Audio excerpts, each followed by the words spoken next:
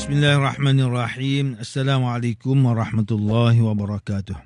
Innal hamdalillah nahmaduhu wa nasta'inuhu wa nastaghfiruh. Wa na'udzu billahi min shururi anfusina wa min sayyiati a'malina. Man yahdihillahu fala mudilla lahu wa man yudlil fala hadiya lahu. Asyhadu an la ilaha illallah wahdahu la syarika lahu wa asyhadu anna Muhammadan 'abduhu wa rasuluh. Allahumma salli wa sallim ala sayyidina Muhammad wa ala alihi wa ashabihi wattabi'in wa man tabi'ahum bi ihsan ila yaumiddin.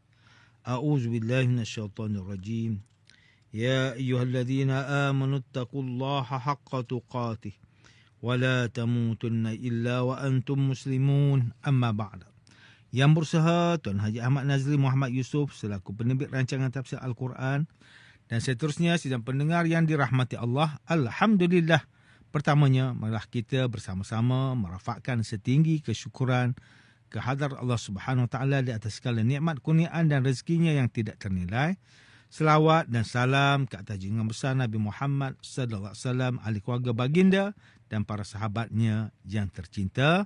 Bersama saya, Profesor Dr. Muhammad Najib bin Abdul Kadir, Pusat Kajian Al-Quran dan As-Sunnah, Fakulti Pengajian Islam, Universiti Kebangsaan Malaysia. Tuan-tuan, puan-puan, para pendengar yang dimuliakan oleh Allah Subhanahu Wa Taala. Pada hari ini kita akan menyambung kembali rancangan tafsir Al-Quran bagi siri ke-46. InsyaAllah pada kali ini kita akan membincangkan mengenai pentafsiran ayat ke-60 dan 61 surah Yunus. A'udzu billahi minasyaitonir rajim. Bismillahirrahmanirrahim.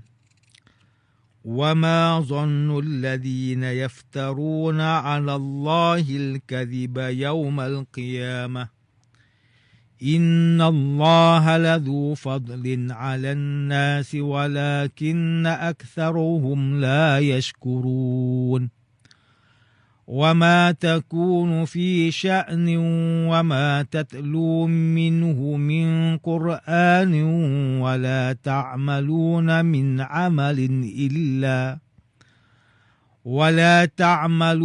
مِنْ عَمَلٍ إِلَّا كُنَّا عَلَيْكُمْ شُهُودًا إِذْ تُفِيضُونَ فِيهِ وَمَا يَعْزُبُ عَنْ رَبِّكَ مِنْ مِثْقَالِ ذَرَّةٍ فِي الْأَرْضِ وَلَا فِي السَّمَاءِ وَلَا أَصْغَرَ مِنْ ذَلِكَ وَلَا أَكْبَرَ إِلَّا فِي كِتَابٍ مُبِينٍ. Dan apakah sangkaan orang yang mengada-ngadakan kata-kata dusta terhadap Allah? Tidakkah mereka akan diazabkan hari kiamat kelak? Sebenarnya Allah jualah yang melimpahkan kurniaan kepada manusia, meliputi rezeki pemberiannya dan hukum-hukum syarak yang diturunkannya. Tetapi kebanyakan mereka tidak bersyukur.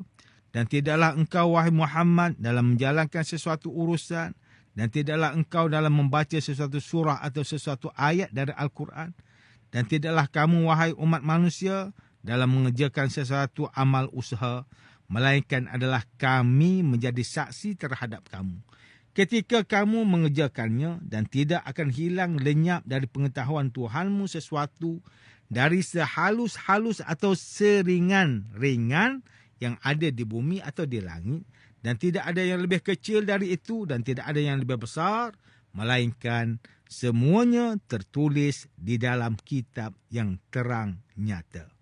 Muslimin dan muslimat yang dirahmati Allah, Profesor Dr. Muhammad Quraish Shihab melalui kitabnya Tafsir Al-Misbah menyatakan kalimah tufidun pada ayat ke-61 surah Yunus yang bererti kamu melakukannya, yang digunakan sebagai menggambarkan cara dalam melakukan sesuatu pekerjaan dengan penuh perhatian dan semangat.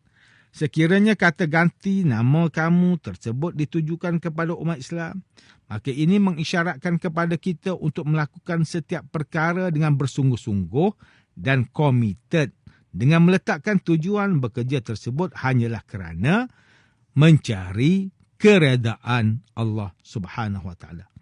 Manakala kalimah zarrah pada ayat ke-61 surah Yunus difahami ulama dengan pelbagai makna. Antara maknanya ialah semut yang sangat kecil. Kepala semut atau debu halus berterbangan yang hanya dapat dilihat di celah cahaya matahari. Sementara kita pada hari ini memahami ia sebagai atom. Sidang pendengar yang dimuliakan, Profesor Dr. Zainal Arifin Zakaria melalui tafsir inspirasi mentafsirkan ayat ke-60 dan 61 surah Yunus ini dengan menyatakan bahawa Allah Subhanahu Wa Taala sesuai dengan sifatnya yang Maha Pengasih sentiasa mengurniakan bermacam nikmat kepada makhluknya. Namun sikap manusia yang tidak mengenal erti syukur seringkali melupakan pemberiannya. Profesor Dr. Zainal Arifin Zakaria juga menegaskan bahawa orang mukmin yang menjadikan Al-Quran sebagai bacaan dan panduan mereka hendaklah sentiasa melakukan kebaikan dan menyebarkan kasih sayang. Ini kerana umat Islam yang berpegang dengan Al-Quran sentiasa percaya bahawa apa yang dilakukannya sentiasa dilihat oleh Allah dan diganjari pahala. Manakala Profesor Dr. Tengku Muhammad Hasbi As-Siddiqi menerusi kitabnya Tafsir An-Nur mentafsirkan ayat ke-60 surah Yunus ini dengan menyatakan bahawa ayat ini menjelaskan kepada kita bahawa dasar hukum bagi semua rezeki yang diberi oleh Allah kepada kita adalah harus dan boleh dimakan, kecuali yang telah diharamkan secara jelas.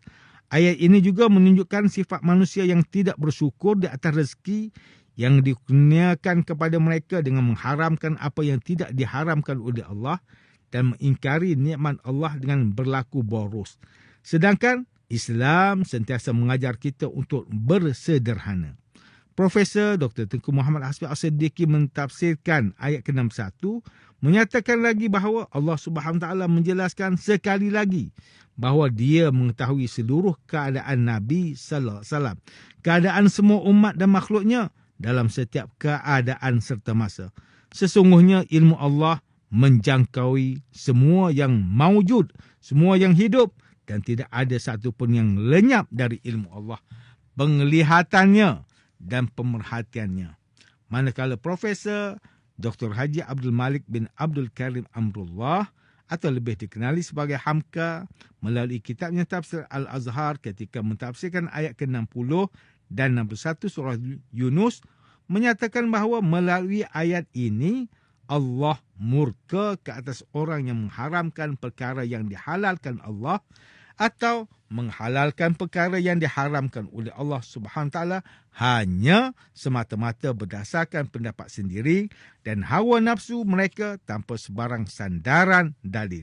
Mengharamkan sesuatu hendaklah didatangkan dengan nas yang qat'i, seperti mana pengharaman minuman yang memabukkan seperti tuak dan alkohol. Profesor Dr. Hamka juga menyatakan bahawa ayat ini menuntut kita kepada iman bahawa adanya Tuhan ialah Allah Subhanahu Taala yang mengetahui segala ilmu yang luas dan tidak bertepian. Berbeza dengan pengetahuan makhluk seperti kita yang hanya didapati melalui kecerdasan otak dan penyelidikan. Ayat ini turut mengukuhkan keteguhan iman kita bahawa Al-Quran adalah wahyu ilahi dan bukanlah karangan ataupun tulisan Nabi Muhammad sallallahu alaihi wasallam. Tuan-tuan dan puan-puan yang dirahmati Allah, demikianlah tafsir bagi ayat ke-60 dan 61 surah Yunus menurut pentafsiran oleh para ulama. Ayat ke-60 dan 61 surah Yunus ini menjelaskan perintah Allah Subhanahu Wa Taala kepada orang beriman supaya sentiasa berpegang teguh dengan suruhan Allah dan perintah-perintahnya. Ayat ini memberi peringatan kepada kita supaya tidak sesuka hati menghalalkan apa yang diharamkan dan mengharamkan apa yang dihalalkan oleh Allah Subhanahu Wa Taala. Ingatlah bahawa hukum hakam di dalam Islam itu sendiri sentiasa berdiri di atas dalil yang jelas dan tuntas. Kedua ayat ini turut mengingatkan bahawa Allah Subhanahu Wa Taala merupakan Tuhan yang Maha Esa dan tidak ada sekutu baginya. Muslimin dan muslimat yang dirahmati Allah, ayat ke-60 dan ke-61 surah Yunus ini memberikan peringatan kepada kita supaya tidak menghukum sesuatu perkara dengan mengikut hawa nafsu sendiri. Ini kerana ketentuan hukum syarak dan tasyrik berkenaan halal dan haram adalah milik mutlak Allah Subhanahu Wa Taala. Di dalam surah An-Nahl ayat ke-111, ayat yang ke-116, Allah Subhanahu Wa Taala berfirman, وَلَا تَقُولُوا لِمَا تَصِفُ أَلْسِنَتُكُمُ الْكَذِبَ هَذَا حَلَالٌ هَذَا حَلَالٌ وَهَذَا حَرَامٌ لِتَفْتَرُوا عَلَى اللَّهِ الْكَذِبَ إِنَّ الَّذِينَ يَفْتَرُونَ عَلَى اللَّهِ الْكَذِبَ لَا يُفْلِحُونَ. Dan janganlah kamu berdusta dengan sebab apa yang disifatkan oleh lidah kamu, ini halal dan ini haram, untuk mengada-ngadakan sesuatu yang dusta terhadap Allah. Sesungguhnya, orang yang berdusta terhadap Allah tidak akan berjaya. Surah An-Nahl ayat ke-116 ini merupakan peringatan Tuhan kepada kita supaya tidak bermudah-mudah menghalalkan dan mengharamkan sesuatu perkara yang tidak ada nas yang jelas dan qat'i. Namun demikian, jika kita melihat situasi masyarakat pada hari ini, masih terdapat di kalangan orang Islam yang suka menjatuhkan hukum halal dan haram mengikut nafsu sewenang-wenangnya. Hatta perkara yang harus turut diharamkan disebabkan tidak kena dengan jiwa mereka. Ingatlah bahawa Rasulullah sallallahu alaihi wasallam bersabda, al-halalu bayyinun wal haramu bayyinun wa bainahuma mushtabihatun la ya'lamuha kathirun minan nas. Faman taqal syubhat istabra'a li dinihi wa irdihi. Wa man waqa'a fi syubhat kara'in yar'a hawla al-hima yushiku an yuwaqi'ah. Ala wa inna likulli malakin himar. Ala inna himallahi fi ardihi maharimuhu. Ala wa inna fil jasadi mudghah. Idza salahat salahal jasadu kulluh. Wa idza fasadat fasadal jasadu kulluh. Ala wa hiya al-qalb.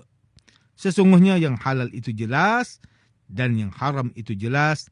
Antara keduanya terdapat perkara yang syubhah, samar-samar, yang tidak diketahui oleh orang ramai. Maka siapa yang takut terhadap syubhah, bererti dia menyelamatkan agamanya dan kehormatannya. Dan siapa yang terjerumus dalam perkara syubhah, maka akan terjerumus dalam perkara yang diharamkan.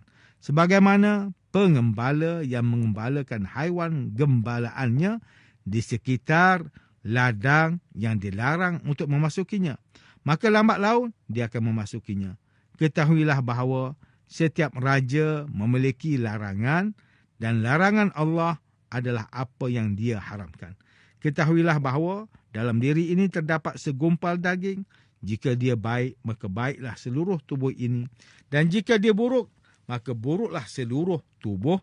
Ketahuilah bahawa dia adalah hati.